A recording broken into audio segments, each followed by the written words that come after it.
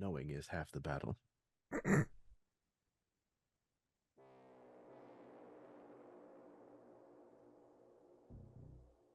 Deep below the tangled roots of Paradise, Michigan, the Nexus project breathes in the darkness. A vast, sprawling labyrinth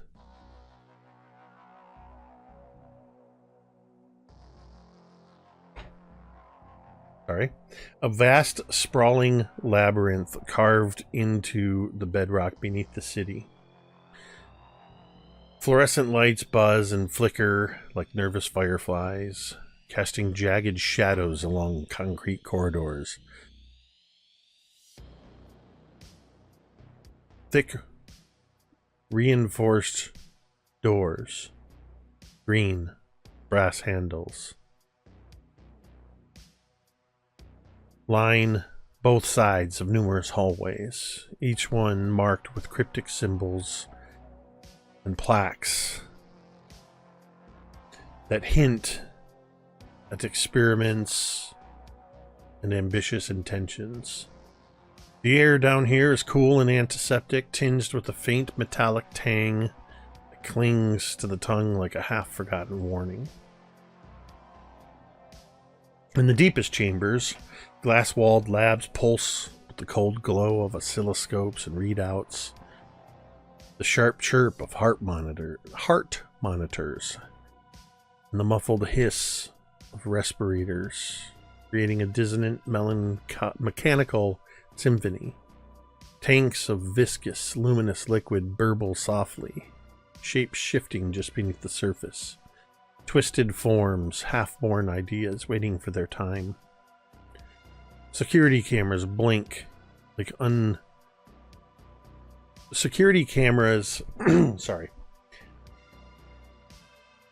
Security cameras blink like all-seeing eyes, tracking every whispered conversation, every hesitant footstep, their grainy feeds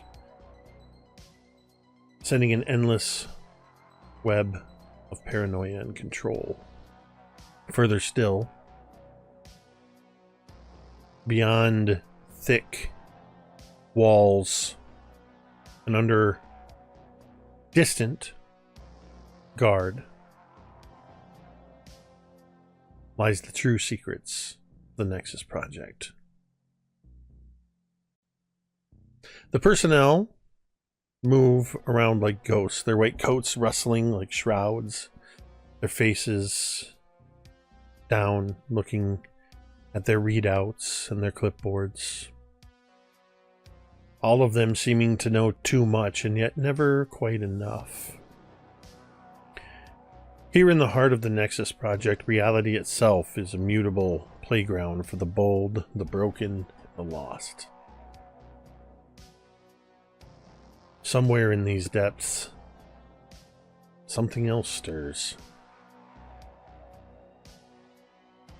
The darkest secrets.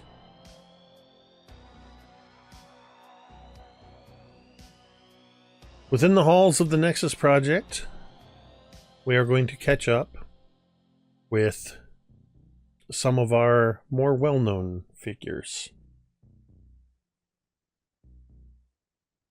Starting with Dr. Devin Sharp.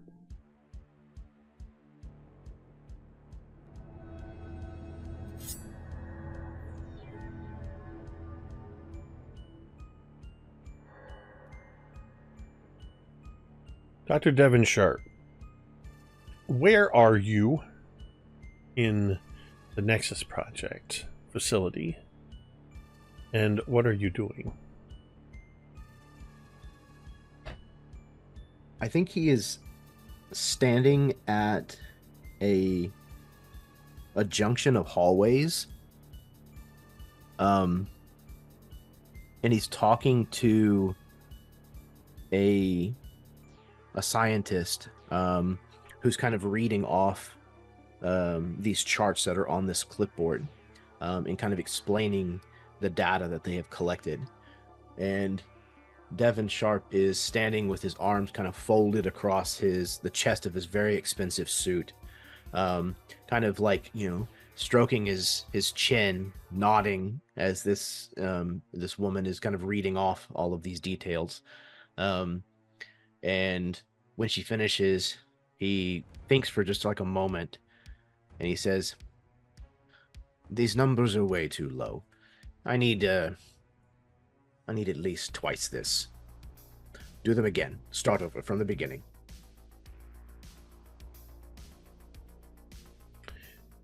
She glances up at you, back down at the paperwork, and back up again, with an expression that at first says, "Surely you can't be serious." And then,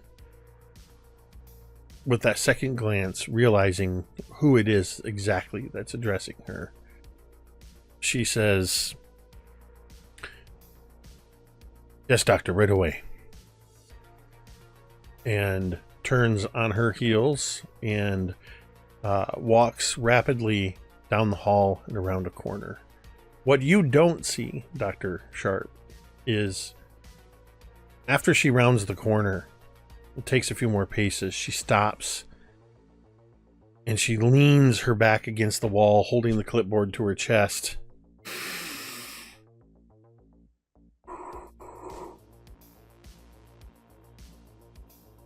Takes a deep breath, steels herself, straightens her jacket, and then moves on with a purpose.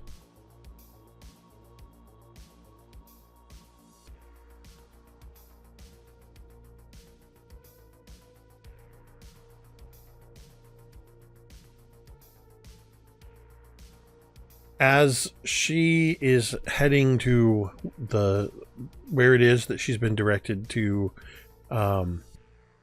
work, we just see as she passes by the closed office door that reads Director of Operations, Ashley Raven.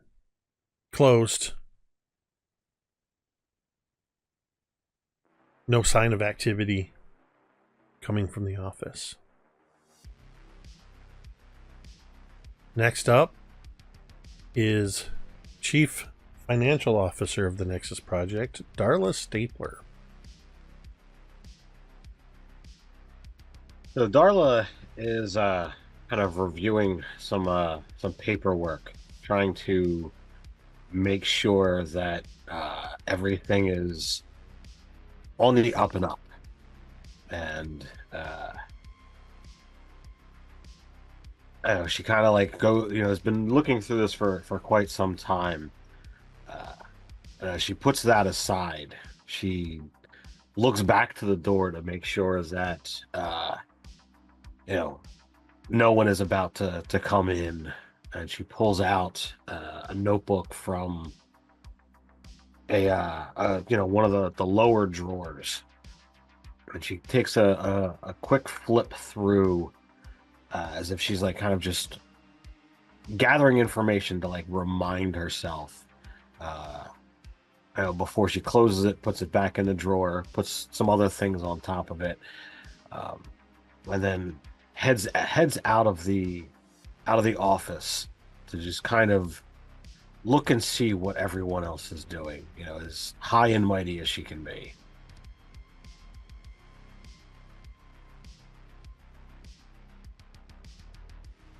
As Darla leaves the office,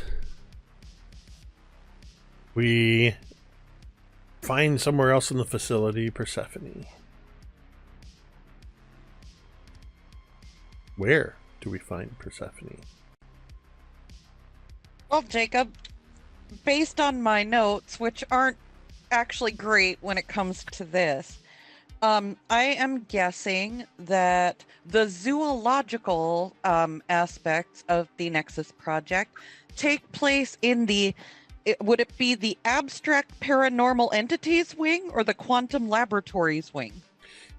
Definitely not the quantum laboratories wing. And hopefully definitely not the cafeteria. It depends. Is it Thursday? Oh, I don't I kid. So, what is it? Persephone is somewhere in whichever wing has the zoological stuff, and she is tending to, I believe she's tending to the care and cleanup of two of the first specimens adopted by the Nexus project, whose names I wrote down. Adam and Eve.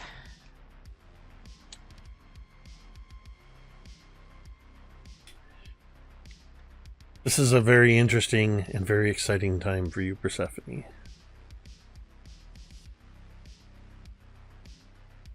I'm going to say that as you're caring for them, your care begins... What kind of animals are they, Jacob? Well, your care begins as you receive the crates delivered to sort of... I'm picturing almost like a central lab area that has access to multiple other places where different specimens are ultimately intended to be kept. Crate? Like, well, let me... creep show? So hold on. As these crates arrive, I need you to tell us how big these crates are and what kind of animals Adam and Eve are. You thought I was going to tell you.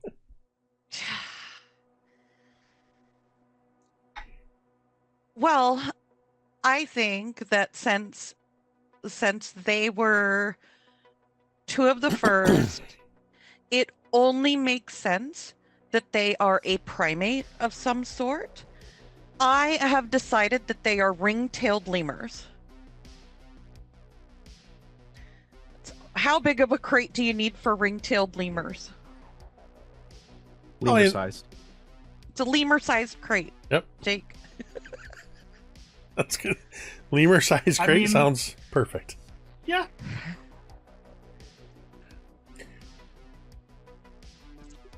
So, yeah, I think Persephone is in the midst of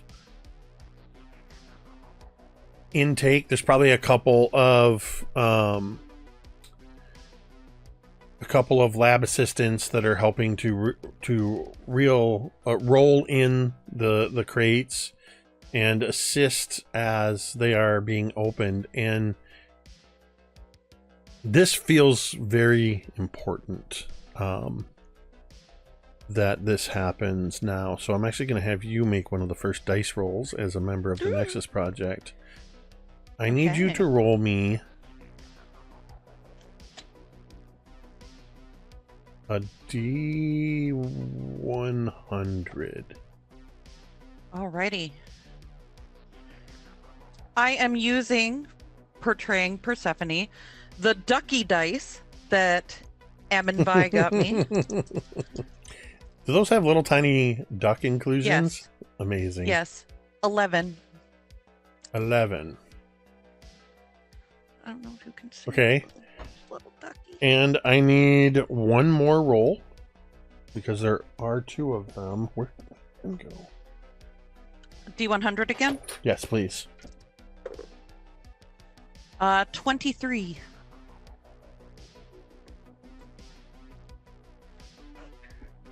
$23. Okay. So,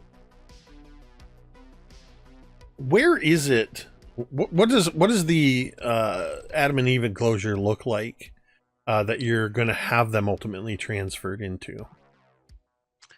Well, what is it?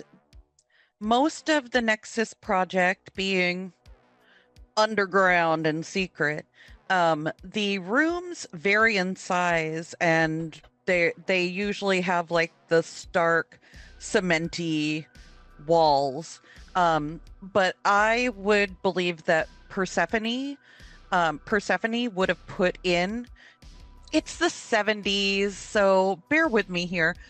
Persephone would have put in like probably a chicken wire enclosure around a specific area, and probably, let's say about 6 by 6. And she's got, what is it? She's got like the bedding, toys, all kinds of, what is it? All kinds of random crap in there. The food bowls are, what is it? The food bowls are separated. They've got water in one of those things, you know, the gerbil feeder. Mm-hmm. But they have to keep the food separate because that's part of the experiment, is, you know, watching and monitoring their intake during the testing.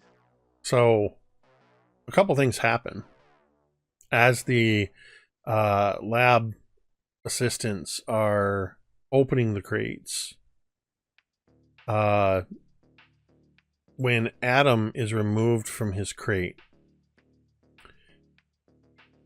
the lab assistant's wearing like overalls, like coveralls, and has gloves.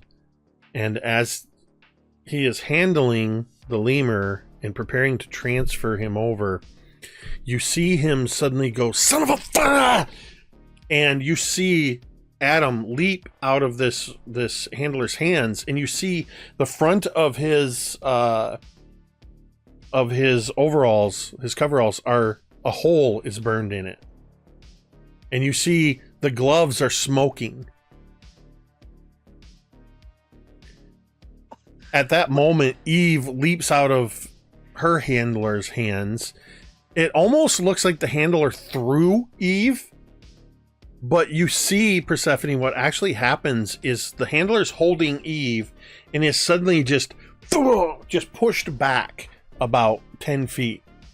And Eve leaps down to the ground and takes 3 bounding leaps over towards Adam. But you notice that Eve never actually touches the ground with each bound. It's like... Oh.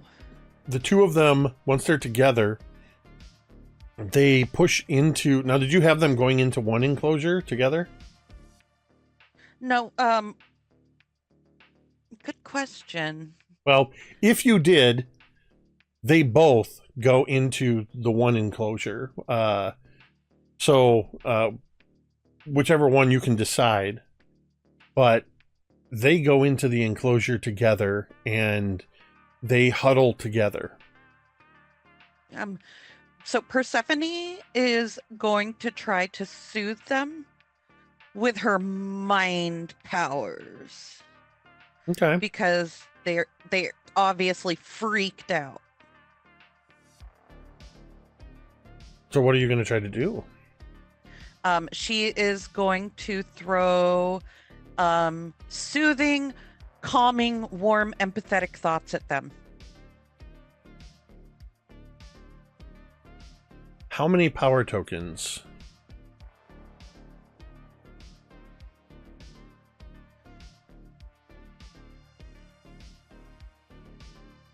Do I get a free one?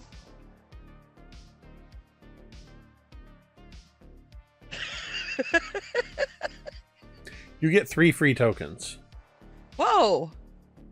For reals? Okay. Persephone's a grown-ass woman. All right. Okay. Freebie number 1 is a 3. Freebie number 2 is a 2. I don't like where this is going. So that's a 5. What are you rolling? A D6. Oh yeah, that's right. They're... Sorry. Freebie number 3 exploded. So that's, we're at 11 now. Okay. Plus 3 is 14. Now I'm expending dice. That's a 2. So that's 16. Okay. I need carry for math. And then another 2 for 18. Calling it. Okay. 1 second. 18, you said? Here.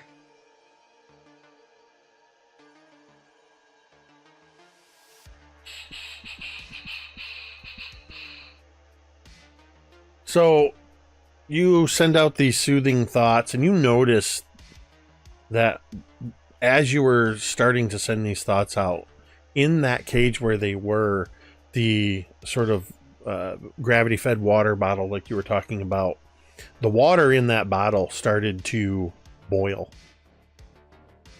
And you also noticed that the chicken wire that was in the enclosure started to bow outwards. Like something was pushing against it. But as you push against with your powers,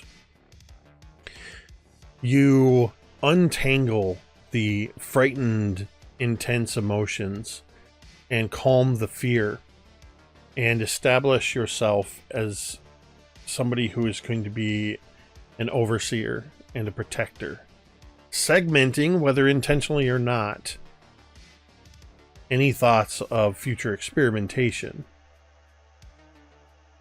And the water stops boiling and the tension against the chicken wire subsides, though the chicken wire stays somewhat bowed out. It just relaxes a little as whatever force was pressing against it eases. And what you experience as a side effect, and maybe you conceal it from the lab assistants, maybe you don't, but we see a trickle of blood coming from your nose. She's just going to, what is it? I don't think she even notices, right? Why would she notice that? Yeah. But she's going to turn to the two handlers who open the crates, and she's just going to just take a very quick glance at their hands and probably notice if they're scratched or burned or other kind of injury. The one, the gloves and the overalls protected them. There's a little bit of redness from the heat, but their clothing took the brunt of it. The woman who it pushed off, she has bruised ribs. Ooh. But other than that, no significant physical effects. And she'll say, "Thank you for your help. Your presence is upsetting my subject. Go to medical, get checked out." Yeah. Goodbye. The two of them turn to walk out, and as they walk out, they wait for the sound of the door to close behind them, and the woman just turns to the guy and says, "Man, I hate anything to do with the animals in this place." And the guy with the burn, he just kind of looks back and he goes, "Fucking monkeys, man."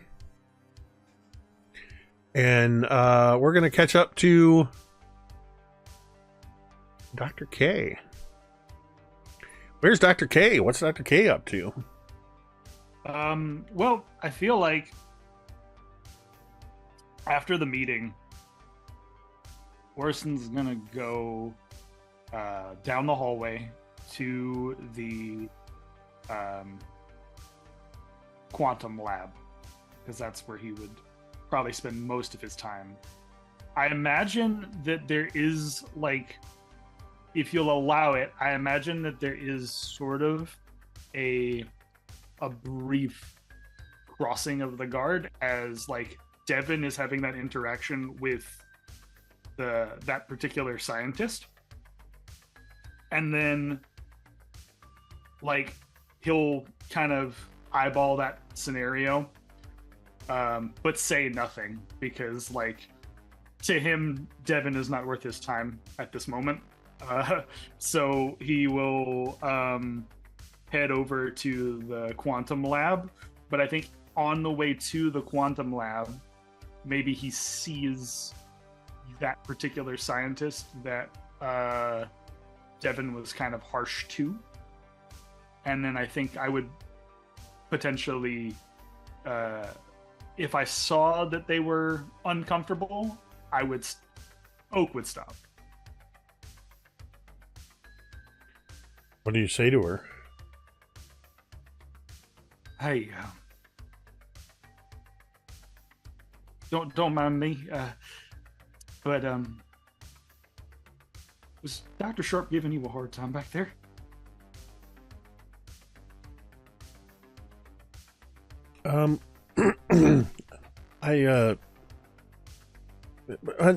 No, he's just very particular about what he wants. Yeah, he's a diligent asshole. That's what he is. Listen. She audibly gasps when you call him an asshole, and then looks over her shoulder, hoping he didn't hear that. Don't worry about it. What's your name? Son of a bitch. I imagine she's got her name tag on her, right? Hold on a second. I have a form for this. You have form. I didn't have the name prepared, but I do have a random NPC generator. So give me a second. Thanks. That's what we want.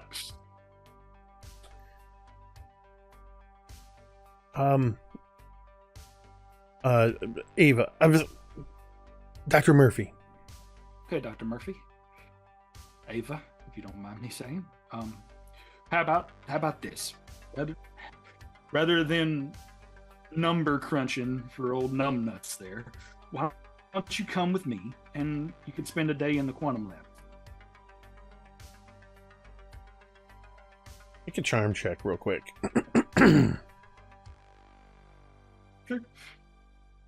And then, Jake, just so I'm aware, are we using the same stats we would be rolling on our character sheets right now? So only you are, because you're Okay. essentially the same Understood. person. Got it. Okay.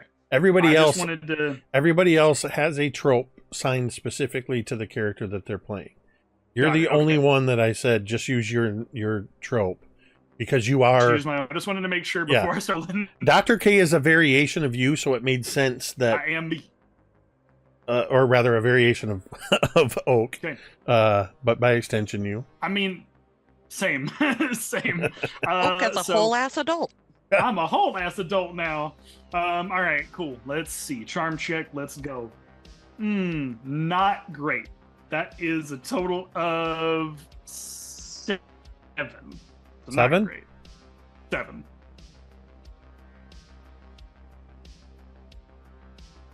So, Dr. Murphy, her eyes light up when you mention the quantum lab, and she says, "Oh, I would really love to join you, Dr. K, but I've," and she taps her clipboard and says, "It's gonna take me all day to rerun these numbers and get things to where Dr. Sharp wants them, but another day." Invitation's always open. He kind of just reassuredly pats you on the shoulder and, hey, he gives you another hard time. You just come see me, okay? Thank you. And she continues on her way. Okay. And then after he interjects there, I think he will make his way to the quantum lab, and he'll just begin the process of checking in with his crew, his interns, whoever he's got there that are working within the lab with him, and trying to see what the current situation is. And I imagine he's probably got some sort of a computer in there that is already developing or in the process of developing the iteration system that will ultimately become part of the Nexus project. There's part of that in that lab, so I imagine he's probably looking into that kind of stuff. And by computer, you of course are referring to the entire north wall. The north wall of computer. Yes, the ream of servers that are 4 megabytes of storage. Yeah. This baby's got 4K RAM.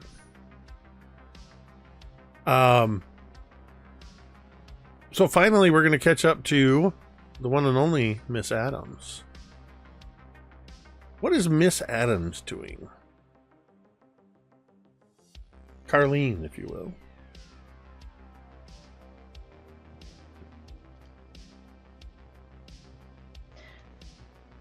Carlene has brought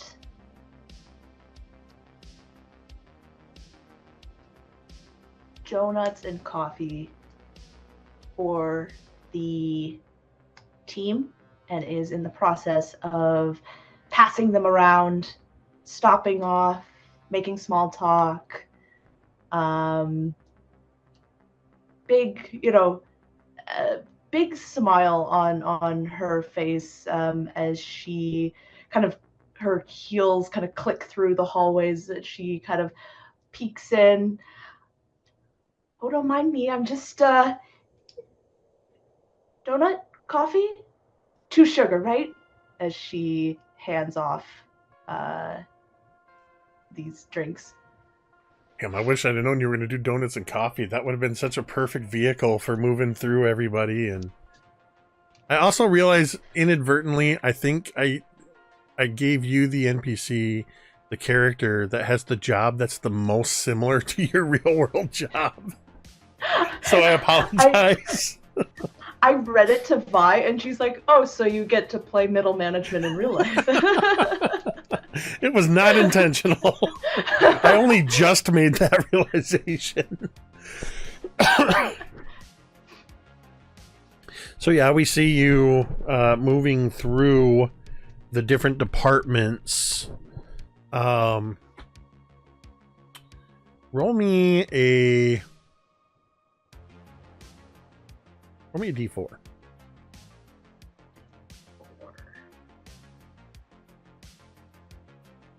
4. So, is it intentional or accidental when you deliver donuts and coffee to Dr. Sharp? Do you intentionally deliver them to him in his office or his lab, or do you accidentally run into him?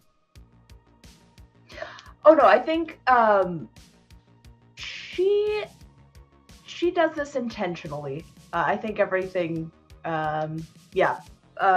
she definitely put aside a coffee and donut, especially for him.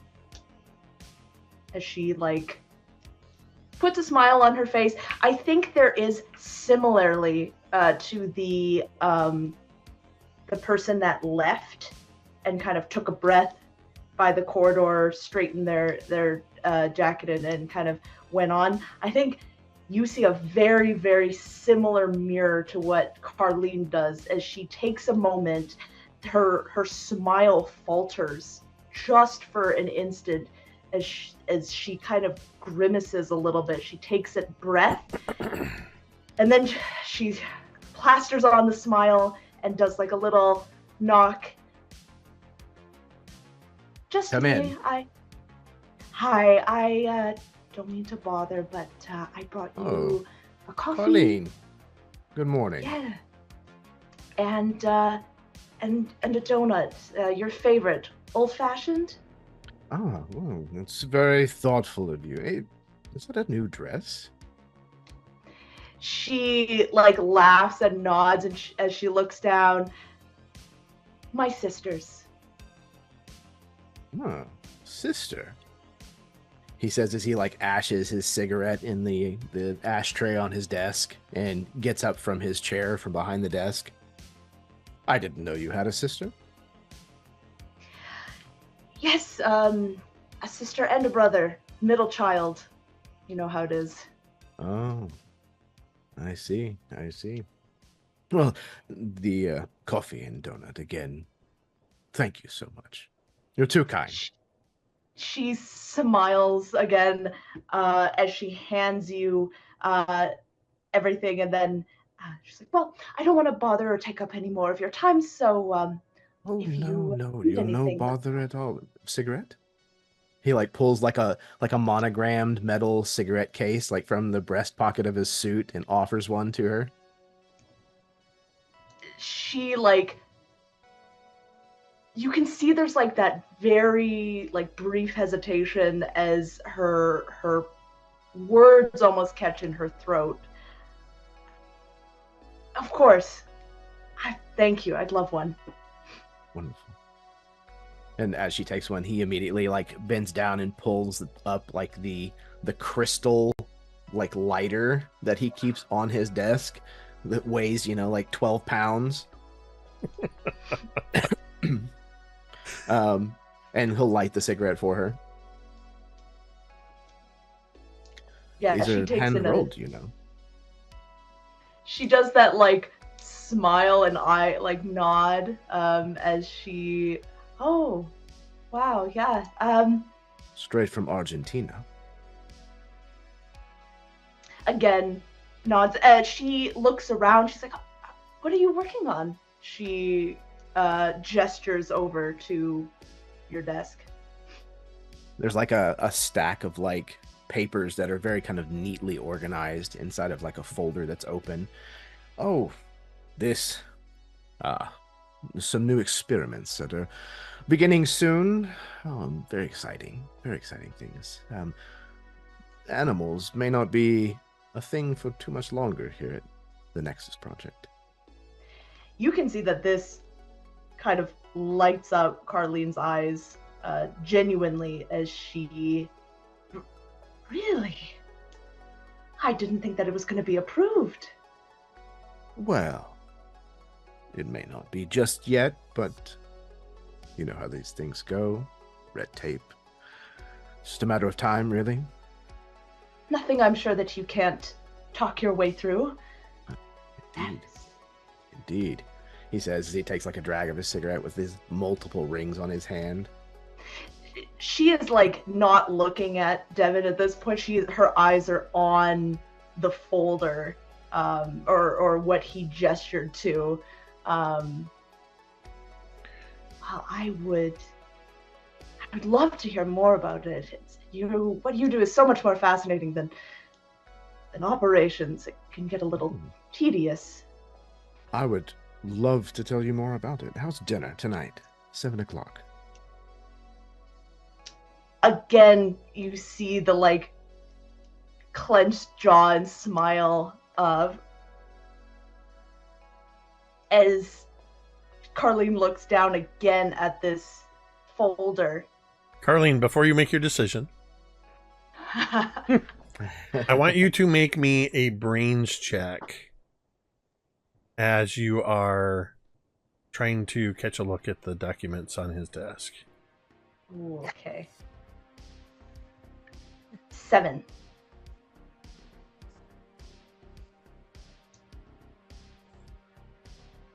A 7? Yeah.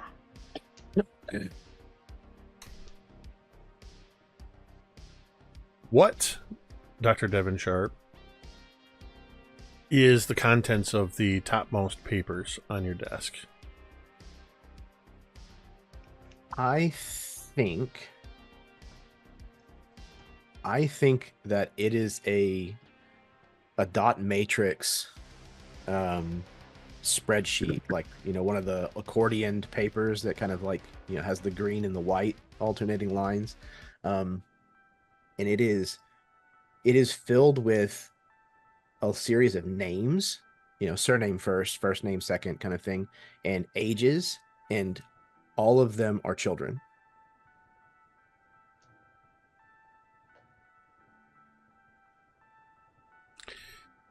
What's the first name on that list?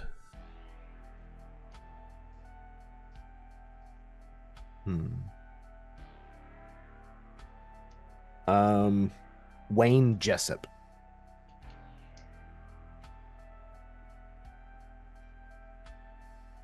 Okay. Cool.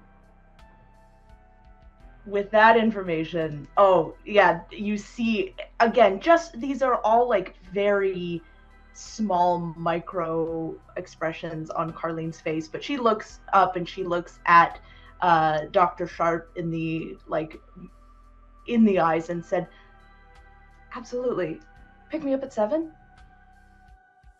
Of course. she smiles and is going to turn at that and start walking out. As you are starting to walk out, there is an individual who you recognize right away as somebody who works in operations, a young woman named Julia Ward. And she almost runs into you and quickly dodges out of the way. And she says, "Oh, Miss Adams, I'm so sorry. I didn't know you were here. I was coming to see Dr. Sharp. I have some documentation that I need signed, and Director Raven is not in her office." Of course. It's just... Yes. Come in. I just need you to sign the NP 2021 Psychic Hazard Disclosures, the BX77 Biohazard Mutation Consents, and we need to submit the RS 518 Reality Stabilization Certifications. Yes. You can leave them on my desk. Yeah, I need you to sign it, and I need to take it with me. Also, and you can see she hesitates and she kind of glances to Miss Adams almost for like support. Dr. Sharp, you still haven't signed your SL999 sensory overload liability release.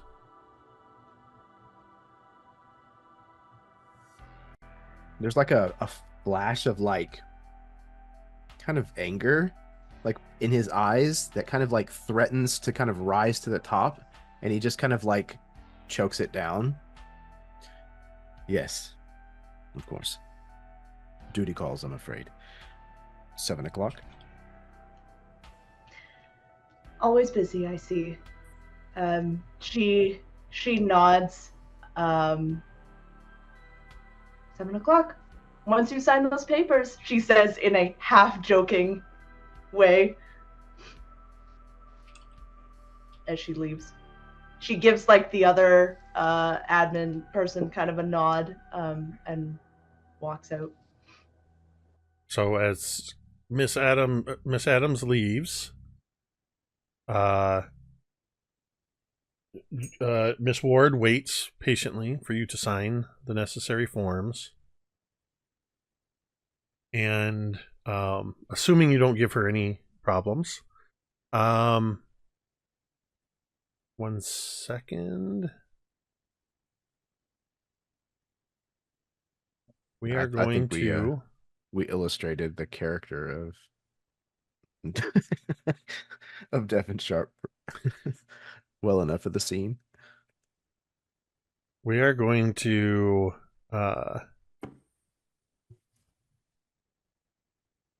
as the Miss Ward takes your the documentation that you provided, and she heads back towards the admin operations offices, she too passes by Director Ashley Raven's closed door, from which she previously had knocked and received no acknowledgement, hence why she went to Dr. Sharp to get the form signed. But as she passes by that closed and locked door, the camera stops, focusing on that nameplate, Director Ashley Raven, or Ashley Raven, Director of Operations. And the camera gets uncomfortably close to this particular green door with its brass handle and passes through. One, is Ashley Raven in her office? If she is, what is she doing? If she's not, where is she?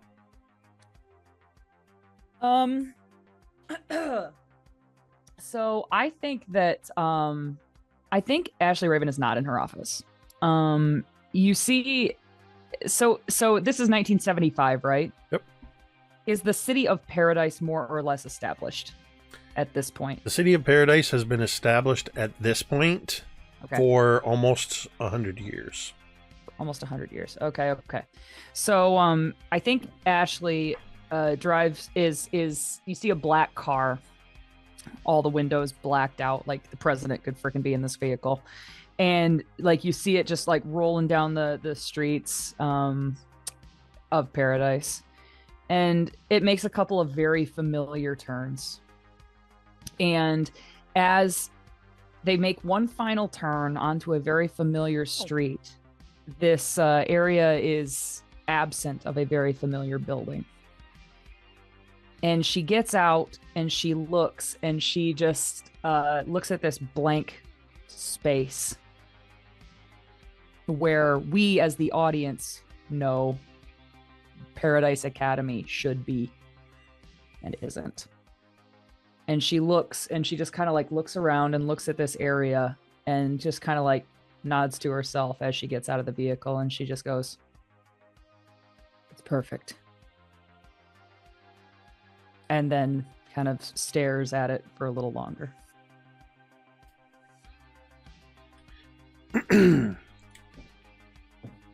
I think following that, we'll see sort of a view of the Paradise Orchards processing facility.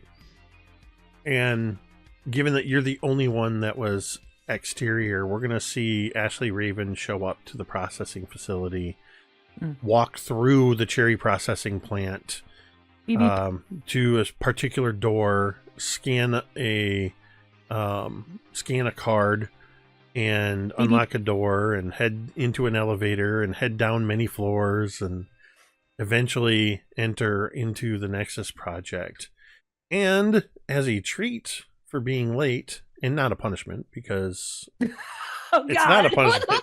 Well, I mean, sorry, I meant that as I don't want it to come across as a punishment, because then why did you say that? You were very admirably doing something else, which is why you were late. I just realized it's going to sound like a punishment. No, it's fine. Not. It's cool. It's great. Roll a I love d20. it. Oh, good. Oh, fuck. We need dice for this game. Shit. Sorry. See what I meant? See, this is why we have the content warning about adult language. Here we go. The adult language has arrived. I got a 9. Carrie. It's only Carrie. It's just me. I got a 9. 9.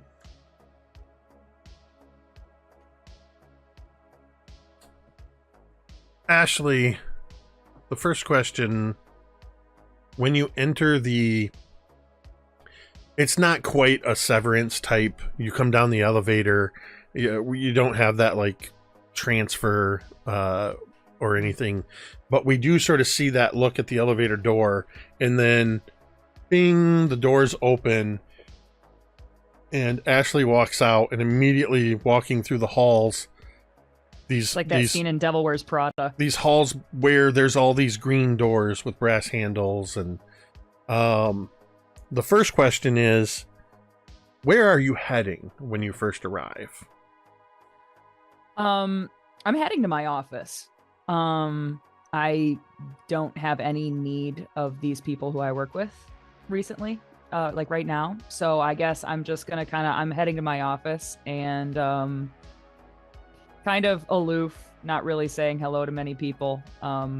Like the most you can expect out of Ashley on a day like this, where she's semi busy, is like a nod. So make me a grit check, Ashley. Oh boy, grit. My grit score, which is currently different than it was. Grit, which is a D20. Hooray! All kinds of D20s today. Let's go. That's an 8. 8. Okay, so 8 was the DC that I set. Ooh, is it meter beat? It's meter beat. Yay. So you're not going to be traumatized per se by what is about to happen. But it's definitely going to be very disconcerting. I'm just trying to find a piece of information that is eluding me. There it is. Hey, while Jake looks for his piece of information, check us out on redbubble.com. At redbubble.com, we got all kinds of great t-shirts and stickers and mugs and all kinds of other great stuff, like the one Tamiko is wearing, not the one I'm wearing tonight, but all kinds of other great stuff. You can get on pillows, postcards, notebooks, all kinds of fun stuff. Redbubble.com. Just search Mini Terrain Domain.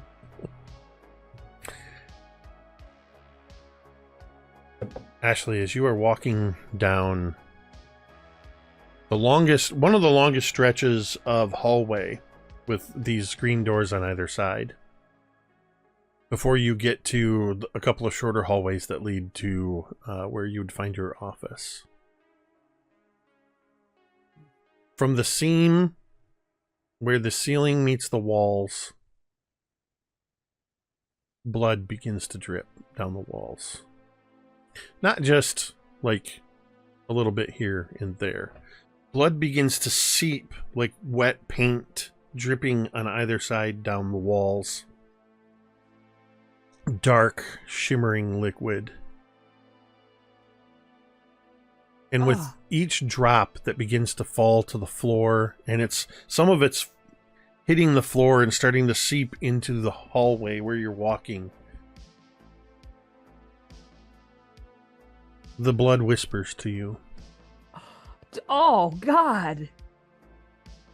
As you are walking, you hear whispered memories of Chuckles Connor, who took a scythe to the face,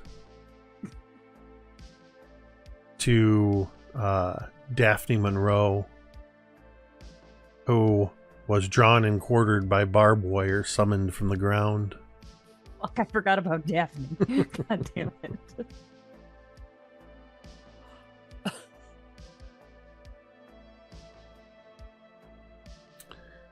You also hear the unrelenting screams of Darla Stapler, who survived the night that you are remembering. Since you passed your grit check, how are you reacting to what is happening right now? I think to Darla, or to Ashley rather, she does not think she is reacting at all. She prides herself on having a kind of a poker face in situations like this. I will say, on the way in, as she was walking, one of her very few stops was to the ragged old bun coffee pot that sits right as you get off the elevator. And she poured herself a little styrofoam cup of coffee. And I think despite her outer calm poker face countenance I just mentioned, you kind of pan down her body and she has crushed this styrofoam cup, and the coffee is just dripping down her hands, and it's still, you can see that it's steaming. This shit is hot, but she has no reaction to the hot coffee on her hand, kind of dripping down her arm.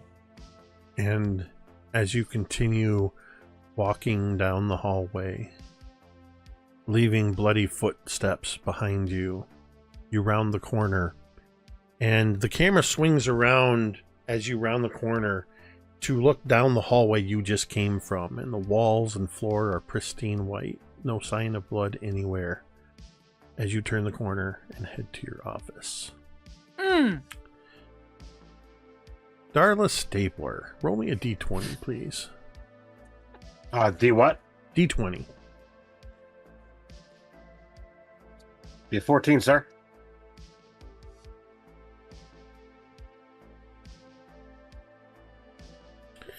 Where are you in your rounds? You were preparing to maneuver or move through the facility, kind of making sure money is being well spent, as it were. Yeah, I was gonna go check to see like what progress the scientists were making. I mean, obviously, if this is going to be successful, we need to be producing the results that we want. So are you heading to the quantum labs? Sure, that works. Okay. You head to the quantum labs where you find Dr. K, as everybody refers to him, but Dr. Kubrick, working at the bank of computers that covers the north wall, and a couple of other scientific technicians working in the lab as well. Do you say anything to him, or you just observe silently? So at first I step into the room doing nothing to sneak up. I'm not trying to be stealthy. I think, as she's steps in the room, she kind of waits to see if her presence is acknowledged, not necessarily in vocal conversation, but do they know she's here? I guess kind of secretly hoping that just her presence, that their nerves get dialed up just a little bit. Make me a charm check, and while you're doing that, a quick footnote for you players, because I didn't really specify this, but each of you on the characters you were given strengths. Chad, I don't think I gave you any because, again, you're using Oak, basically. These are actual strengths that are in the Kids system. on Bikes system. If you have second edition, it's page 165. Thank you, Tamiko. Thank you. The skilled at feature that each of you received is more of a ambiguous role-playing prompt. That's not part of the actual system. The skilled at itself is, with the rule being, if you're skilled at something, you're assumed to be able to succeed at what that is. And if I, as the game master, decide you need to roll, you get an automatic +3 to it. Nice. What'd you get? All right. So my die exploded. I have a total of 7. Okay. Dr. K, go ahead and make me a charm check just to see if you notice Darla.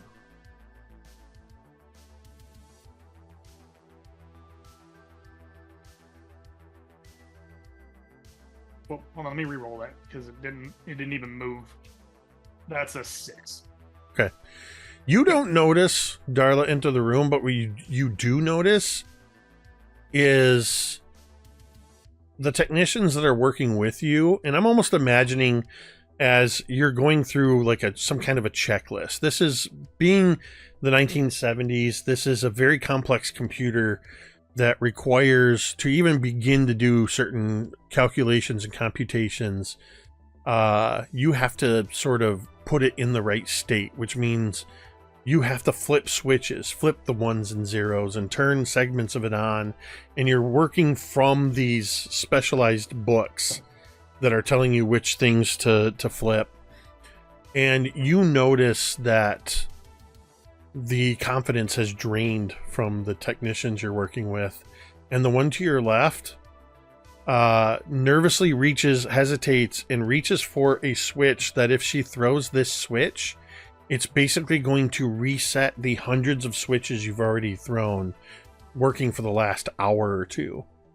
Without even looking at her, I go, Myra, I swear, if you touch that switch, we're going to spend 3 hours resetting everything. I'm sorry, Dr. K. And she looks at you and she does this with her eyes, kind of looking back into the room. Okay, quick question. Without even looking back, quick question. Can you see your face? Let's see your face. Okay. Does it look stone cold? Like no emotion whatsoever? What No expression? emotion whatsoever. Like a statue, Doctor. He's assuming in his head that it's Ashley Raven that she's referring to, but he will just gently hand his clipboard to her for a moment, and I'll be right back. Oh, Darla, hi. Feel free, come on in. My lab is your lab. Feel free. Thank you so much. And it comes across, far drier than what Ted has got the ability to do. It's so amusing right now. So how goes things? Progress? Well, if sorry, but if our friend Dr. Sharp wouldn't mention all the tricks every day, I think we'd be pretty good. We'd be pretty far along. But as of now, I have at least 2 of the possible iterations set up. We're gonna have to run some tests to see if the computers can handle them. But yeah, so far we're doing all right. I have to say, doing all right is not. I guess it's acceptable, but it's not encouraging. Darla, we're talking about massive. You're asking, not you specifically, but do you understand what the company is asking me to do? I have a grand idea. Okay, so, and he kind of like, give me a second, hold on, one, and he goes and grabs like 4 coffee mugs, right? From different interns throughout the office, and he sets them down on this like one desk that has numerous amounts of papers scattered about. He goes, all right, now imagine, if you would, each one of these coffee cups is a future iteration, right? Each one has its own pocket dimension, its own time, its own space, its own everything. And each one of these computers controls all of that. Or at least I'm hoping it will. Now, the issue is whatever they're going to put inside of it is all going to be the same, right? Because you have to have some sort of control. So whatever they're going to put inside, that's the coffee. The exterior is the cup. So there's mugs, there's a styrofoam cup, there's all these things. Those are all the different iterations. If they keep asking me to add more, the amount of energy that I'm going to need to be able to put out to create that kind of time variance is insane. So what I'm asking you to do is please go tell Devin Sharp that his grandeur of scheme does not fit your financial needs in this time frame, because I can't keep doing this without the idea of it absolutely falling apart. So what you're saying is the constant ask is making things exponentially more challenging and therefore more costly. Yes, exactly. What I'm trying to get at is you're asking for full-on ceramic mugs, and I have nothing but paper cups. Okay? Great analogy. I love it. Great analogy. Mm-hmm. So have you expressed these complications with Dr. Sharp? Oh, yeah, I would love to. Actually, I have numerous times. And you know what he continues to say? I'm sure you'll find a way. I'm sure you'll find a way, Dr. K. There's always a way with the Nexus. There's always a way with the Nexus. With that, Dr. K, roll me a D20. Mm-hmm. Oh, okay. Yeah, let's go, dude. Let's go. Ooh, okay. I don't know what this means, but it's a 5. That means you rolled a 5 on the die. I mean, yeah, but I don't know what it means to him. So, 2 things are going to happen. We're going to resolve both Darla Stapler's D20 roll and Dr. K's D20 roll. First, Dr. K. As you are using this analogy with these coffee mugs, these coffee styrofoam cups or mugs or whatever it is you have, while you're giving this analogy, we keep cutting over briefly to Myra, as she is continuing to follow the procedure and flip switches. And we can see by where she's at that as you're progressing in your talk with Darla, she's getting closer to flipping switches. But she glances over as you sort of animatedly explain and call out Dr. Devon Sharp specifically. And we see Myra reach up, and where she should have flipped switch C229, she flips C230 instead. Mm. And when she flips that switch, right in front of you, the styrofoam cups of coffee become 1970s, that slightly translucent green and orange and blue, those like tall plastic cups full of water. Just like that. She reaches over and does Myra realizes what she did and very quickly turns off C230 or whatever it was. And so it's, instead of being what should have just been a click, it's click, click, click, as she corrects her mistake.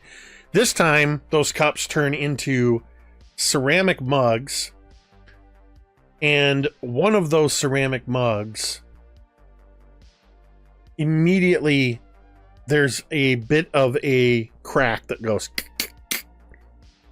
and it's only about 2 inches long, but it has, the crack is emanating a blue light.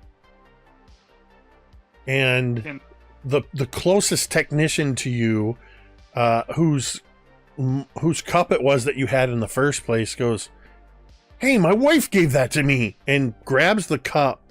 And as they do, they pass their hand through the space where that crack was, and 3 of their fingers are severed from their hand immediately. And immediately,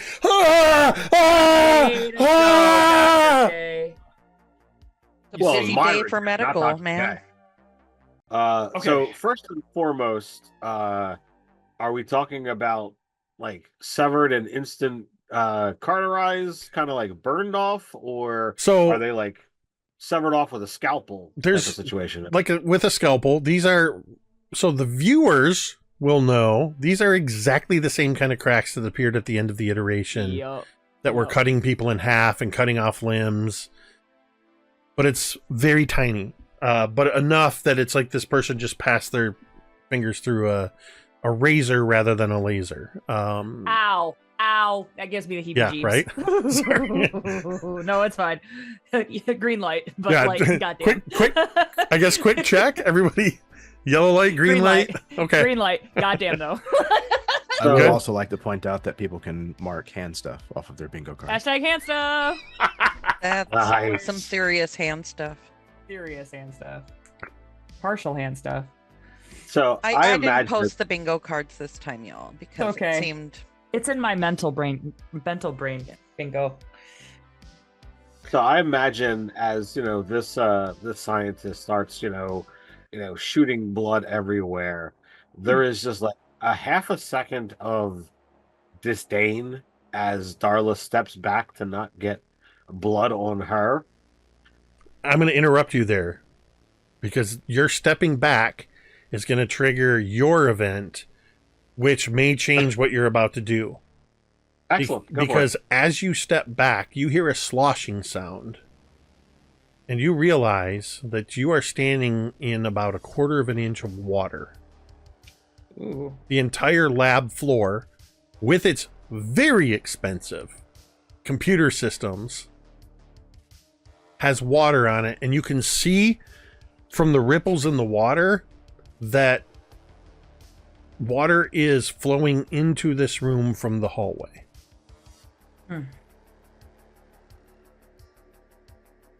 So you said there's like a quarter inch of water. Right now, there's about a quarter inch of water. Is it coming? Is it coming from the underneath the door? Do I have a? Yeah, it's coming from it's coming from the door into this lab from where you entered from the hallway. In fact, all around the lab, Miss Adams, Dr. Sharp, Persephone, Ashley, Raven, and of course Dr. K, because you're in the same space. Everywhere you all are, you realize there is water on the floor and it's seeping into your various spaces. So I imagine, because we were here as characters and everybody had a white jacket. Now I would basically calmly tell Myra to give me her lab coat, and I will kind of use that against the door to kind of stem. Oh my god. The one technician. Oh wait, Myra was one that wasn't the one that got their fingers cut off. Yes, Myra's not the one who's had their fingers. For a second, I was picturing in my mind, you're like, you with the missing fingers, give me your coat. Yeah, you are able to do that. Fingers under the door. As you press the coat to the bottom of the door, you realize as you're stopping this flow, there's quite a bit of water that must be flowing in the hallway for it to be coming into this room. Is Darla standing there with Dr. K? Yes, in the quantum Dr. labs, which you weren't here for this. But what Dr. K is specifically working on is the computer system, the quantum computer system that is the power behind the iterations. Okay. Dr. K, your office phone rings. Son of a bitch. Okay, give me a second.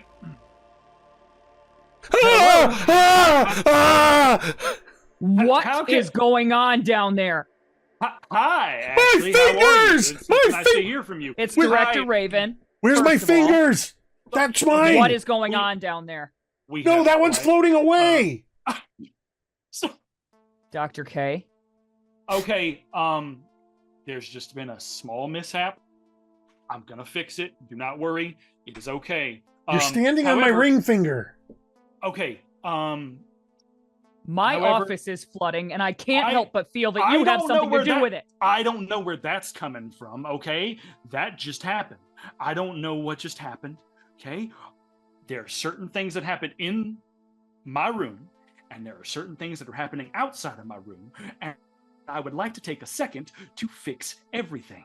Now, if you'll just give me a moment, I will call you right back. And he hangs up. Son of a bitch. Okay. Your phone rings again. Hello, Director Raven. How can I help you today? That's better. 2 things. First, if you ever hang up on me again, you are out of a job. Well, you requested me to be here, so. And second, if my office is not unflooded in the next 15 minutes, you're out of a job! And then you hear her click. And you just hear the dial tone. Okay. Darla, just stand near the door. Give me a second. And he goes over to the wall of computer. Myra, which one did you click? C29. C29? C29. Okay, so based on this, if we well, I did C2 you did C30 first. You did okay. Well, but that's not that couldn't have caused this. Well, listen, if it could cause that, and pointing to Greg, the intern that got his fingers, if that can happen to Greg, there's other things that may have happened, other cracks that may have Greg, formed. somebody roll me a D100 real quick. Not it. I'll do it. This affects Greg only. You got it, Jeremy? Yeah, I can. Yep. All right. We've got 86. Nope, sorry, 89. Oh, phew. okay. Phew. Way away. 89. Greg's lucky. I was going to have him turn around and pass through another crack. Oh, no. As he says, he does say this as he's holding up his hand that's literally just to hang loose now. Oh, As God. he's holding up his hand and he's pulled down, pulled off his lab coat and has it wrapped around there. He says, "Oh, thank God I'm left-handed." As it's his right hand that's messed up. I was gonna see if he severed his left hand as well. Greg's lucky today. Okay. Bummer about your hand, Greg. So I do want to get Chicka-bra. back real quick. I want to get back to what Darla was about to say and what that if you continue with anything after you've attempted to stop the flow. Well, also I want to know, just have the rest of you that aren't in this room thinking about how you're going to be reacting to the flooding. So back to you, Darla. Sure. So, completely calm. She tries to stop her up any of the the water coming in. And then she's going to evaluate based on how the water is moving. Like, is the computer terminal or power base or whatever, is that currently safe from the water? Is it at the highest spot in the room, if you will? The computer?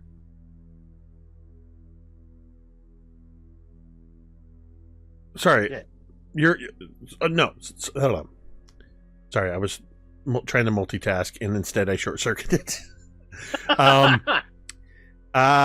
One, you notice that while you've slowed the flow of water into the room, you haven't Okay. stopped it. And two, this room was absolutely never expected that it was going to flood, and it is not in any way protected. If the water gets if the water reaches anything higher than an inch, it will start to get into the bottom of the computer systems. Dr. K, we need to resolve this water situation before the water destroys everything that you're working on. I'm getting to it. Thank you very much, Darla. And you see him literally running along the wall, Myra, clipboard, please. Okay. So Shouldn't- C3. Doctor, shouldn't we get Greg to the medical bay? Yeah, get him to the medical bay. I need to stop the water flow to stop this from this. We can let Greg out once the computer situation has been resolved. If we open this door to let Greg out, more water is going to come in and fry that computer. Bingo, Darla, good job. Thank you. Myra was heading to Greg to grab him, No. and Greg holding his now bloody lab coat, and Myra, he kind of gestures to the table, and Myra grabs the coffee cup that's holding his three fingers, and they both turn to look at you, and suddenly just realizing what you're saying, Darla, and that you're a physical imposition to them getting out of the room, as Oh my Greg's God. just like, "Yes, ma'am." Greg, are you wearing a belt? Oh, God. I mean, God. you can see that with his lab coat off that Greg is not wearing a belt. He's wearing suspenders. Oh no. Well, that'll do. Is Myra wearing a belt? Myra's wearing a dress. Of course. It's the 80s. That belt probably, or It's the that dress 70s. probably has a belt. This is a lab. You got a lot of rubber 70s, tubing in 70s. I here. meant. Yeah, but it's probably 70s. attached to the dress, isn't it? Is there anything in the room? I'm asking. I don't know. Uh, There's a lot. Is there anything Depends. in the It room depends that you how could- high end it is. Yes, there's. Are you playing Darla Stapler or Billy the Boy Scout? Great question. No, there is. There's a phone cord. We've established there's telephones in here. I'll grab the cord and have him wrap it around his forearm, to tighten off the blood. I mean, she's not a Boy Scout, but she's not stupid. Right. Something tells me Darla's seen her fair share of severed limbs. Mm-hmm. Everybody, Probably. sorry, every one of you just sort of smiled and nodded. Yep. That Nothing was morbid about that was this. great. Nothing If morbid. I had a Nothing morbid. nickel. So I do want to cut to Persephone, whose zoological lab is also starting to flood. Oh no. So Jake, I will say this: you can resolve that when it comes back. But in the interim, I had rolled my brains check to see if I could solve this Rubik's cube of a problem. I exploded and got a total of 34. Jesus. I'll God. say that you're able to. Before we cut to Persephone, we see you throw a couple switches, and the crack that had appeared in space disappears. It does nothing to do with the water, but you do remove the space-time fracture. Okay, I feel like I've done my part. Now we got to figure out where that water's coming from. Where we cut to Persephone in the zoological labs. Persephone has her bell bottoms rolled up so that they're above her knees because of the water that's coming in. She had done her best to stick her lab coat or a blanket or something under the door to staunch the flow, but it didn't do a very good job. So there's still water coming in. She has already taken the lemurs out of the cage and put them on top of the chicken wire top because they're safer there. And And right now she's currently picking up the phone and dialing extension 333 for maintenance. And when maintenance picks up, she's going to be like, Well, maintenance picks up and you hear, "Maintenance, this is Jake. Jake the maintenance man." "Hi, Yes. Jake. This is Persephone in zoological. I am in the new Adam and Eve room. It's right next to James's room.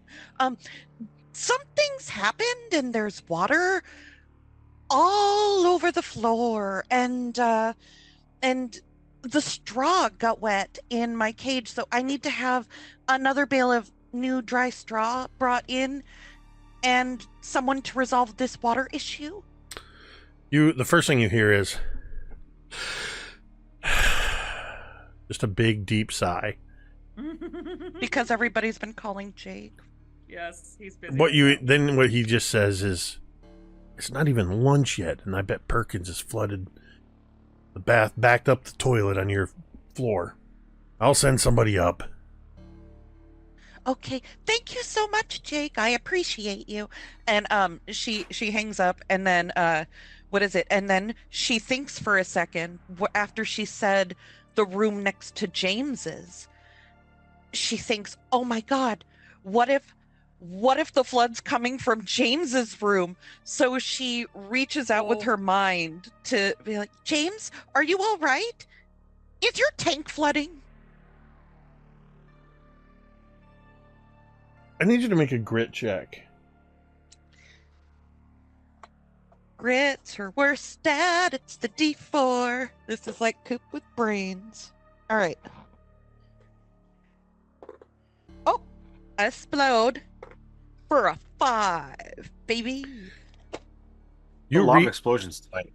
You reach out to James, and there's nothing there. Just static. You don't sense James at all. And I imagine that would be alarming to Persephone. It would be very alarming. Oh dear. Oh dear. You wait right there.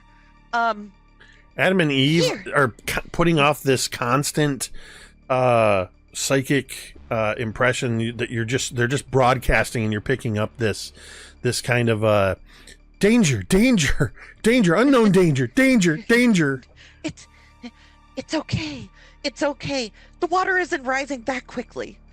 You'll be fine for a minute. And Persephone is going to go into the hallway. You open up the door into the hallway, and a cascade of water rushes in, that the door was holding back. There's about Oh, a dear. foot of water in the hallway. Oh dear. Persephone turns back to the lemurs and says, "Never mind, come with me."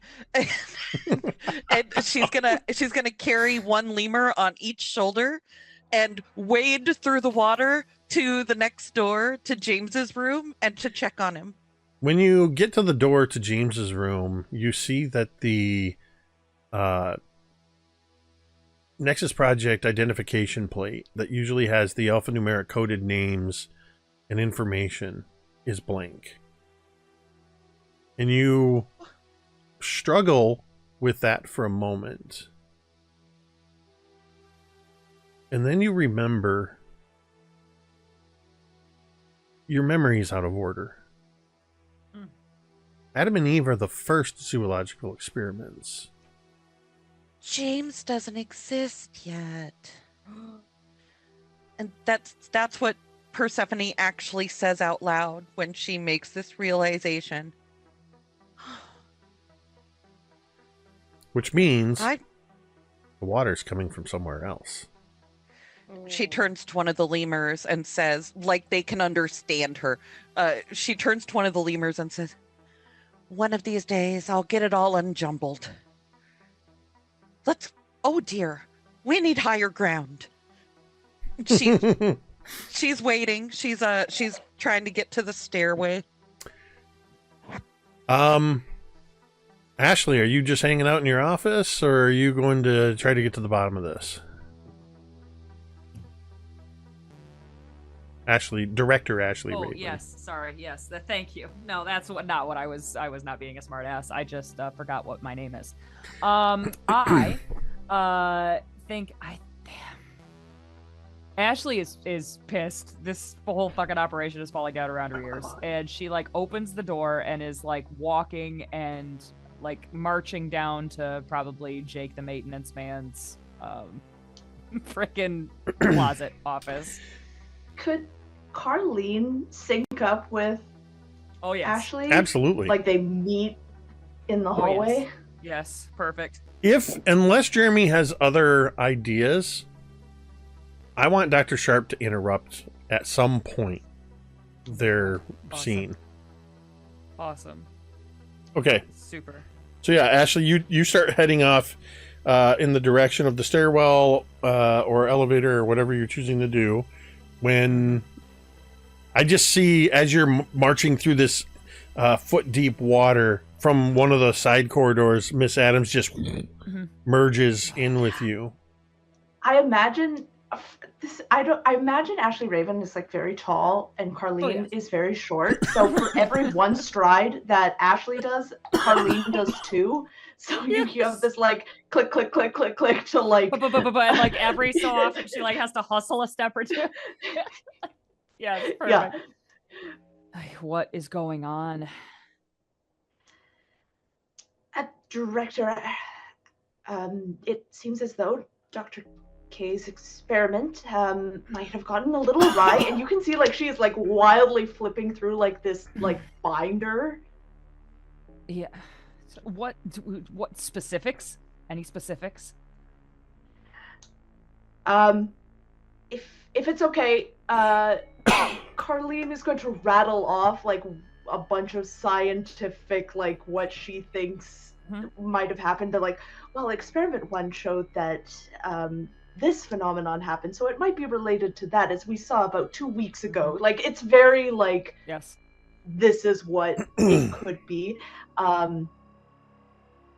Ashley is patiently listening to you and but kind of at the same time is like getting more and more annoyed that every possibility you bring up is like, that's not it, that's not it, that's not it, that's not it either. Like, is getting more and more like kind of irritated, I think. Yeah. Have we tried just opening an exterior door, letting some of this water out?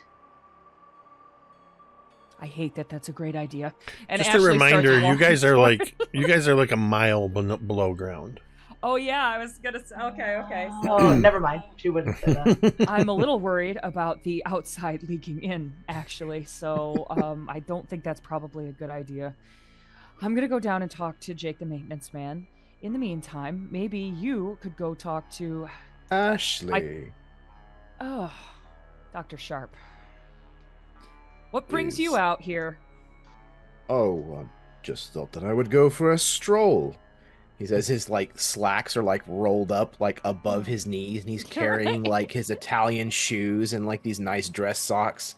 Oh my god. Is there standing water in this hallway, by the way? Oh yeah, the water is now probably getting up to, depending on your individual height, it's getting to be around knee height, probably about 18 Okay. inches. Well, Is this Dr. your Sharp. idea of a team building exercise? Yes. The first way I think we can build ourselves as a team is to live through this, because I don't know about you, this water's rising quickly. I think we need to get out of here. I think we need to pull a fire alarm. Miss Adams, make me a brains check, please. Oh boy. Okay. Actually, not too bad with brains. This is great. This is a great moment. I like playing Yeah. a character who's not so bad with Brainy. Oh boy. Okay. But That is is a Miss 6. Adams a state Okay. champion sprinter? I think not. No. truly Darla, I need you to also make a brains check. Range check. All right. What's that one? Dr. Sharp, you see Ashley's eyes continuously flitting down to your frickin' Italian shoes and just like almost roll with disgust. That's gonna be a 5, sir. Okay. So, because this is directly related to aspects of your character, I'm applying a +3 to each of your roll. Okay. For Miss Adams, a realization hits you. You think you might know, based on the rapidness of the water rising and a few other factors, you think you actually might know what could be causing the flooding. But you're not supposed to know this information. What you do, this is something that actually only Darla Stapler knows about, and Devin Sharp. Devin, I would like you to go ahead and make a brains check too. Certainly. This was you were saying +3? This is tied into some aspects of your character. All right. Would he also qualify for the +3? Yes. Okay. 22 then. Oh, geez. Dr. Sharp, you know exactly what this is, and you also, in the same vein that Carlene knows, but isn't supposed to know. You know that only you are supposed to know about this, because this was a secret experiment that you were working on with Darla Stapler that tied specifically to the I can't think of the word now, to the Supernatural Entities project, specifically to a project in which you had been, at the request of Darla Stapler, you had acquired and were containing a coven of witches. Oh. Unfortunately, those witches, and you had not yet told Darla this, Dr. Sharp, the witches had gotten loose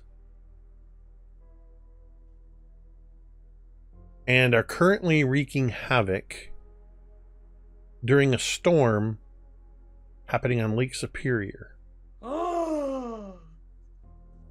Fucking Devin Sharp's The take cold the fits. The cold God water that is flooding the halls means that a green door to the 1975 disaster of the sinking of the Edmund Fitzgerald Oh my is God. open.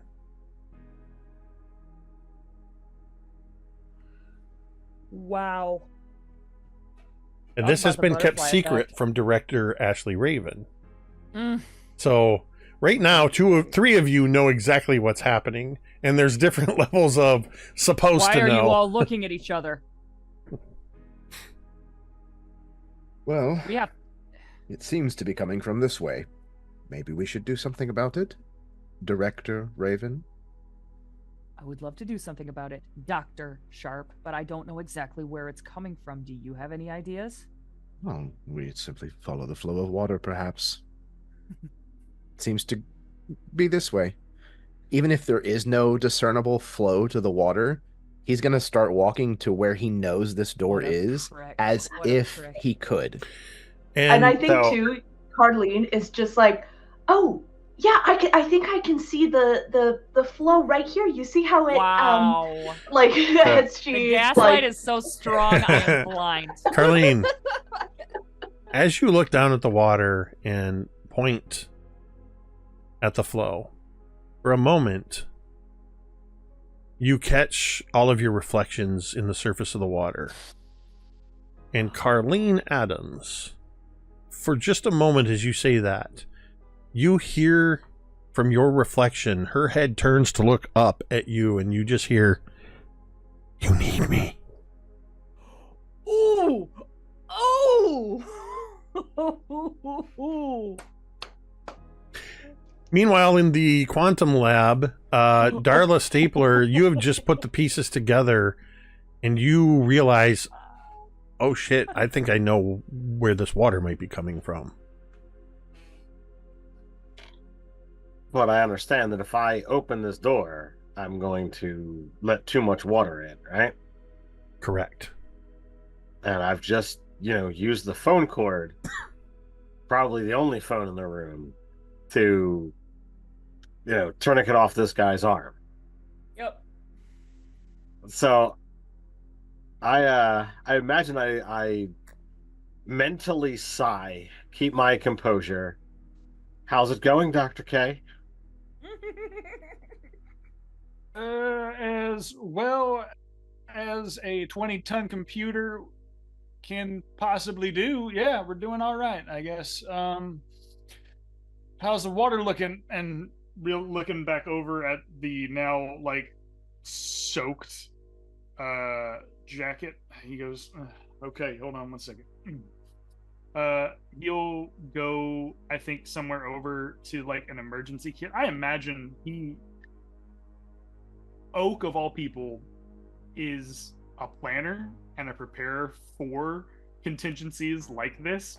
So I imagine that there is some sort of emergency kit within in his laboratory, and he'll go and get the equivalent of what would be usable as a sandbag, right? Something along those lines that he could use to actually block the door.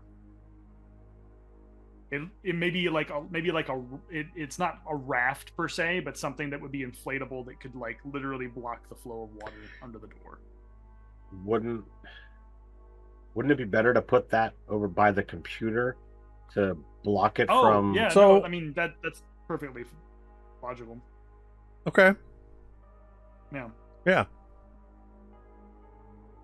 I would imagine that Dr. K begins taking it out and is like, we'll put this by the door. I'm like, wouldn't it be better to just block the water from the computer? Yep. So he'll start scientist- laying out this sandbag level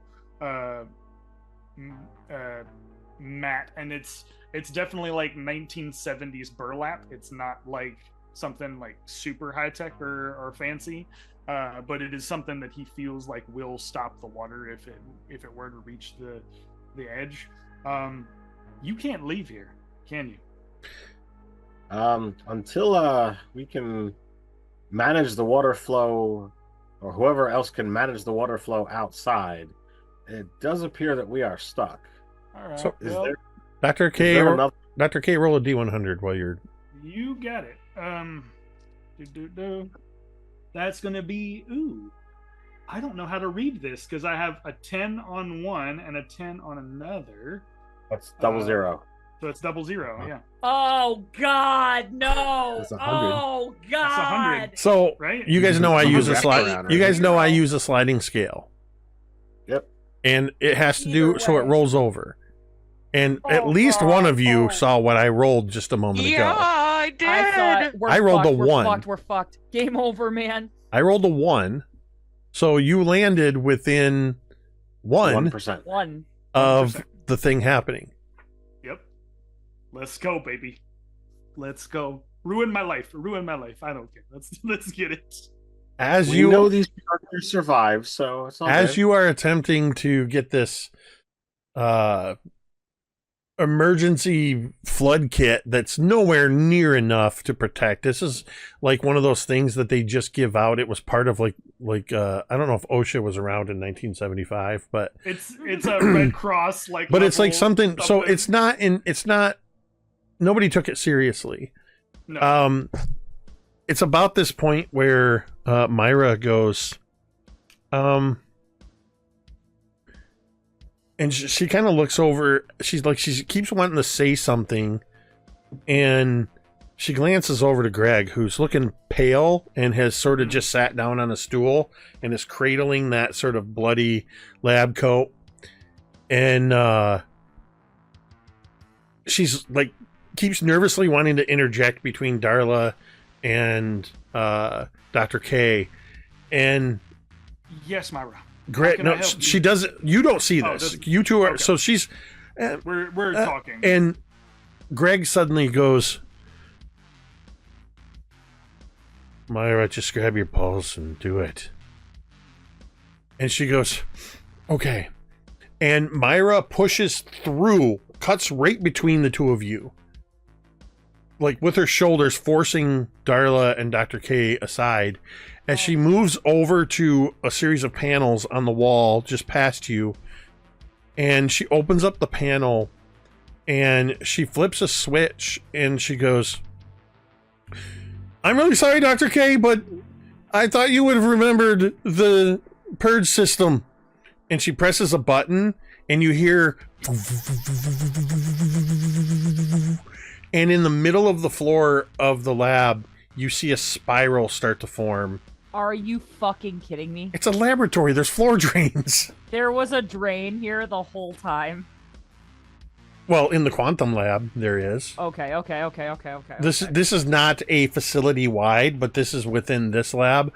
I thought, man, maybe there's a purge system. Let's just see the D100 Yes. roll if there is. Oh my And God. you guys thought I was going to Lucky end, duck. cause you all kinds of trouble, and here I am saving your bacon and saving Wow. Darla millions of dollars. There you go. So, I imagine after the ridiculousness that we've already seen, and Darla has been completely level-headed, even keeled the entire way, there is a look from Darla to Dr. K and Myra. And I've ignored Greg at this point in time. Of just glaring of like, how did it get this long before somebody went and did this? This should have been moment one. Doesn't say a word, but that's what's conveyed with the look.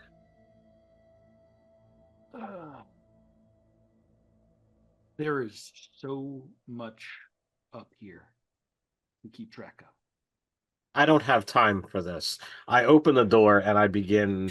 As soon making as my you way open the door, a cascade of water rushes in, but it's quickly picked up in the swirling vortex that the purge system is not completely draining the room, but it's keeping it down to that 1/4 inch level as it's pulling excess water that floods in.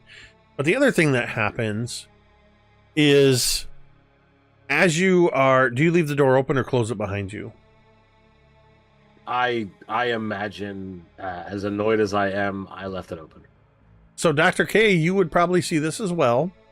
as Darla opens the door to storm out, pausing just for a moment as that water suddenly rushes in, you see a what looks like a Victorian era sailor running through the hall, chased by a Age of Piracy pirate skeleton wielding a saber, and both of them are translucent.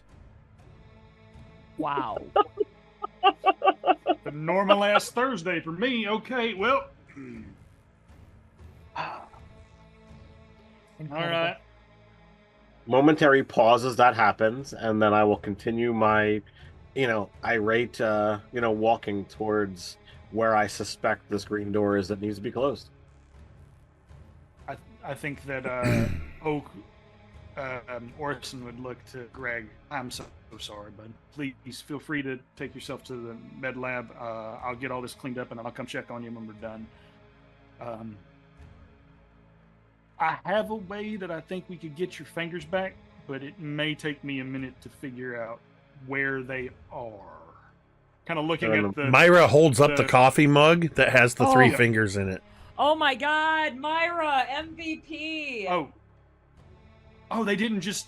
He thought that they got severed off and the fingers are somehow Was she the transferred to a MVP different... or did they just fall into the mug? No, or they just... remember. So while you were on the phone with Ashley, he was in the background carrying on about, "You're standing on my ring finger.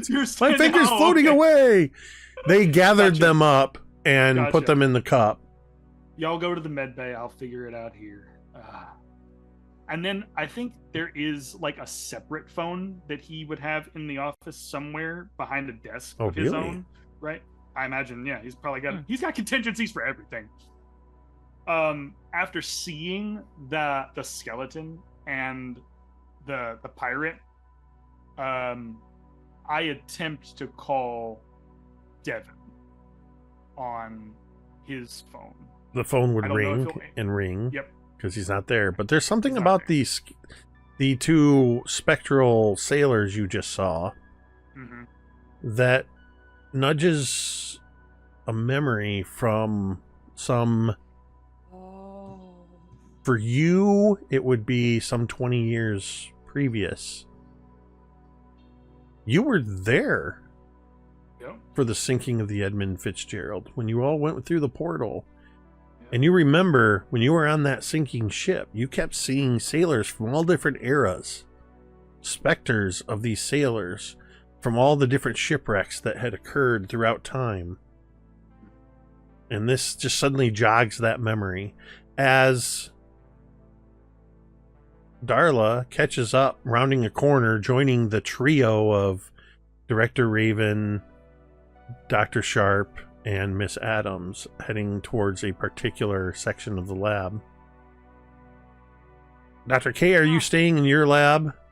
And Persephone, are you staying by your lab? If all of my interns are leaving for the moment, I might as well just go ahead and leave my office as well and pursue the rest of the crew. Persephone and the lemurs are sitting in the stairwell. Oh my God. Like one flight up. We're just chilling. Fun fact, according to our matrix, I am supposed to hate you and I'm having a really hard time. So what I gave you was your general disposition towards each of the other people. And you also have the freedom to adjust those as the roleplay permits, or artificially adjust them. Just because you deep in your heart hate somebody doesn't mean you can't pretend to like them in the office. Oh yeah, sure. I imagine as this chaos is happening where the others are all trying to figure out what's going on, in the stairwell where you are, Persephone, you hear from above. You hear a little bit of a huffing sound and the heavy footsteps of somebody coming down the stairs. You hear like footsteps followed by tutunk, footsteps, tutunk, footsteps, tutunk. And around the corner comes a man who is, it's not one of the Jakes. It's a man who has a kind of a mid-sized crate, say maybe 2 feet on a side, and he's carefully lowering it down on a dolly. And he comes around to your landing where you're sitting there with 2 lemurs, and he looks at you and he takes his hat off and wipes his brow and he goes, "Hey, elevators are out for some reason. Zoological, I presume?" Oh, yes, that's me. Oh, well, we've had a little bit of an incident and my floor is flooded. Flooded? That's probably why the elevator's out. I don't normally come down this far. I'm looking for the Zoological Sciences Lab, and I need somebody. I don't know if this is Mr. Persephone, Dr. Persephone. Oh, that's me. It's just Persephone. Oh. Got a package here. Another delivery. I was told to bring it to you in person, so I guess good thing I ran into you here. This is, it just says 4LG3RN0N. No. Oh. And you see the crate is a wooden crate, and it does have holes in it. Fantastic. Is it a smaller crate, Jake? The crate itself is 2 feet on the side. Okay. Oh, well, let me see if I can lift this. Hold on. Persephone tries to lift it. How does that go? He goes, you might want some help with that. Yeah, it's a whole containment. I'm so sorry. It's like the whole habitat is in there or whatever. Oh. That's why I didn't want to bring it down the stairs, but well, there was. That's fantastic. He kind of looks back up the stairs and he goes, "Where did he go?" There was another doctor that came with me. He was from and he kind of lowers his voice, from the California lab. Oh, I don't know. I haven't met anybody from the California lab. All right. Well, I need you to sign these forms, and you're gonna have to sign.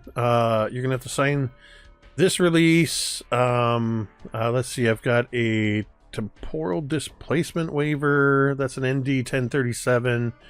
She doesn't even read anything. She just signs. Nope. I need you to use. You got to fill this one out. I need you to use a ballpoint pen. Press hard. It's got to go through all of the layers of carbon paper, because I need it to go all the way through the white copy to the pink copy and the yellow copy. The blue copy I'll take with me.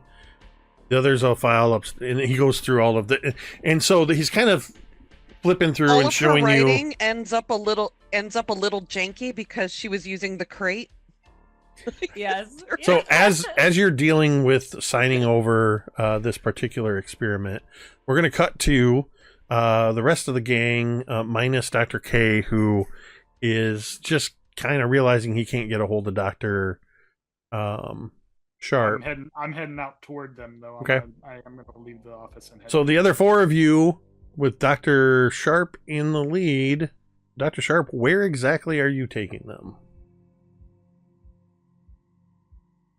To the supernatural entities wing. Exactly. Okay. So you are taking them directly to this, what you believe to be the source, what you know to be the source. Yes, but he is absolutely playing up as if he is tracking it down in situ. It seems to be this direction. And he just kind of like turns and walks that way. This really is quite the mess. Ashley. Certainly is, which is why I'm glad that we are on the case together as a team. And I'm certainly glad that I've had the foresight to delegate this leadership role to you, Dr. Sharp. Well, I don't mind picking up the slack, as considerable as it may be. Ashley does not say anything to that. Just makes a mental note for later. As you're coming to an intersection, you see 3 skeletal pirates row a boat down the cross section, the perpendicular path in front of you, and they are singing wildly, and you see that there is a rope tied to the back of the rowboat, and there is another sailor from another era that's been bound with chain, is being dragged under the water. Also, these are all spectral entities. Incredible. How do you each react to this? I think Ashley kind of like stands like straight up and is just sort of like looking at it quizzically. And more, I think Ashley is looking at the others to see how they react. Carlene is definitely like furiously writing this down in this like huge binder that she has. I think Darla? go ahead. Please. So Darla would watch, and the only visible sign on her face is that she would follow it, like actually turning her head, not just her eyes, and you can just barely see in her eyes a little bit of curiosity. I think Sharp kind of watches as well. Not really much playing out on his face.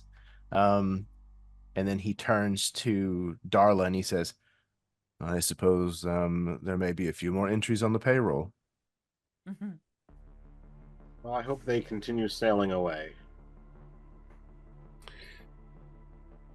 We did all just see a ghost heel hauling another ghost. From a different Yes. time, it looks like. Well, Don't believe in ghosts. Okay. I don't have any time for your enigmatic shit today. And at that time, Ashley kind of marches ahead of Devin and is now leading the way down this hallway.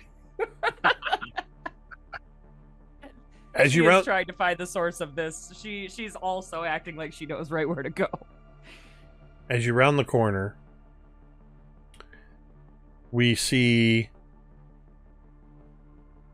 from the opposite end of the hall, having taken a different route, we see Dr. K merge onto the scene, Ashley leading the way, Miss Adams and Dr. Sharp behind. As you approach from the exterior, this green door with a brass handle is fully open. The door open against the wall, and you see water coming out in surges, almost like waves, and you can hear yelling and screaming. You can hear cheerful cries of various specters and ghosts. The interior part of this door that's visible looks like a bulkhead door on a vessel. It's green and it has a brass wheel on it. And as you all merge onto this door, you are looking into the broken body of the Edmund Fitzgerald. It's a little disorienting because as you're looking through this door from within the hallway, It's like the Portal. scene you're seeing is rocking to and fro and pitching and yawing, so you have to kind of change your perspective. You see several more of these ghosts and specters. You see part of a sailing vessel from 100 years before, spectrally embedded in the Edmund Fitzgerald. The anchor chain coming down in front of you just a little ways. You're also, all of you are pretty sure you just saw on a gangplank some 60, 70 feet away, a group of children walk by, animatedly, and a couple of them are wearing like they've donned the oversized raincoats, and the vessel pitches in such a way that you can see a crack in the hull, and that's, Darla, when you see a glimpse of the stormy sky, and there is a break in the clouds for a split second, and then it quickly covers up. On the other side of this storm, there's a full moon. And I just looked, and on the night of the sinking of the Edmund Fitzgerald in 1975, the moon was full. No way. Oh. But that's not quite where we're going to end our session. Because as this is happening, we're seeing all of this, we cut back to that corridor where Persephone has just finished out filling out this paperwork. And we hear up above from a couple landings up, we hear that I think we all know that sound. You're in a stairwell and a door a couple floors up slams shut. And then you hear the hard-soled feet of somebody coming down the stairs at a rapid pace. And as they come around, you see the dress shoes and the slacks, and you see the appearance of a scientist's lab coat appear as a man in his late 20s, early 30s, attractive, wire-framed glasses, kind of a little bit of a, especially for a scientist, a little bit of an athletic build, especially for your stereotypical scientist of this period. He seems to have a little bit of an athletic build, and he goes, "Oh, there you are. So sorry. You must be, I want to say Dr. Persephone, but I don't want to assume, but I don't believe that the doctor is accurate." Oh no, I don't have a doctorate. And she's kind of fixing her hair while she's talking to him. You hear Ashley go, she didn't need one. You're not there. Oh, I thought we were all together. No. Persephone never left the stairwell. No. I apologize. She's off by herself. My bad. I apologize. As you do that, this scientist kind of pushes his glasses up and then reaches his hand out, and he goes, "Well, Persephone, it's nice to meet you. I am Dr. Templeton." Dr. Templeton, it's fantastic to meet you. When are you new? When did you start? New? Well, I'm from the California office, and I was sent here with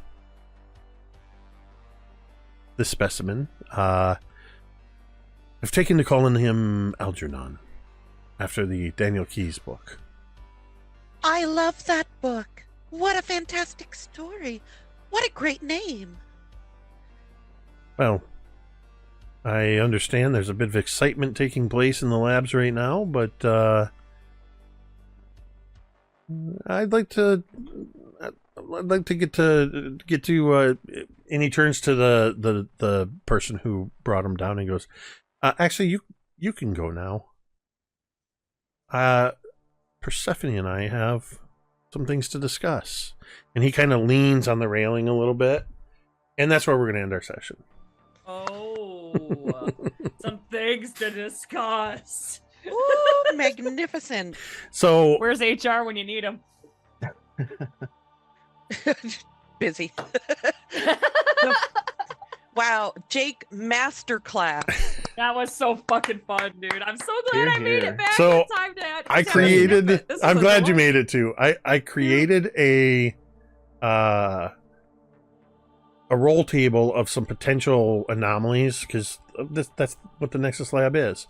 But I put a couple of other things in there, and Ted just happened to roll on the one that caused it to connect directly to a past event.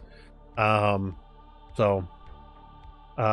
man, sometimes the dice just know. It's kind of funny because I'm realizing with what we had done before, that with Chrome City and everything, that MTD is fanboying over Erasmus Expeditions quite a bit, because this is calling back to the Witches of November arc that Jeremy ran when I seated the GM seat for a few sessions. But I thought if ever there was a worthy bard. well, to I thought if fangirl over. ever there was Just saying. a connection that should be made in the labs, this was one of the possibilities. Things are just getting started. I'm anticipating 1 to 2 more sessions at least with these side characters. I knew this was going to be about establishing your roles as these alt characters. And rest assured, I will continue to make things weird. I just saw in the chat, Craig goes, Bigby Boys meeting is going to be lit. Craig and I are calling ourselves the Bigby Boys as we meet for coffee every week and we talk about this game. So, Incredible. yeah, so there you guys go. This was episode 13, the Nexus Project. I don't know what next week's will be called, but yeah, I've set you up for a few potential problems, and I will continue to introduce more, as I'm sure you will. So, with that, a huge thank you, as always, to subs, resubs, bits, all that stuff that earned the domain pops, which I did award the ones you earned.